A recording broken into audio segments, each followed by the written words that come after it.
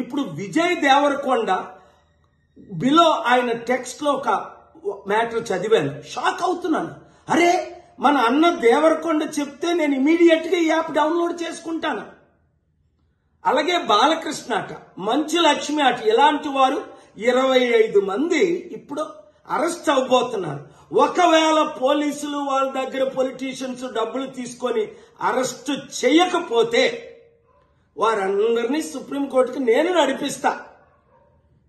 ప్రకాష్ రాజు లాగా మీరు కూడా తప్పయింది అని ఓపెన్ అపాలజీ చెప్పినంత వరకు, 2 మీరు సంపాదించిన డబ్బు ₹1 అయితే 1 కోటి, 10 కోట్లు అయితే 10 కోట్లు, 980 మంది ఆత్మహత్యలు చేసుకున్నారు. అంటే వారిని మీరు నరహత్య చేశారు.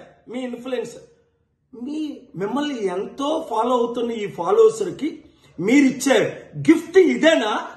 మానవత్వం లేదా? దైవత్వం లేదా?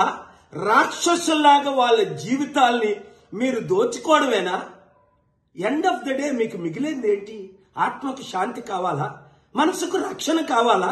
నెమ్మది కావాలా? ఫ్యూచర్ మంచి పేరు కావాలా? లేదా చరిత్రహీనులుగా మిగిలిపోవాలా? ఆలోచించండి. 72 గంటల టైం మీకు ఇస్తున్నాను.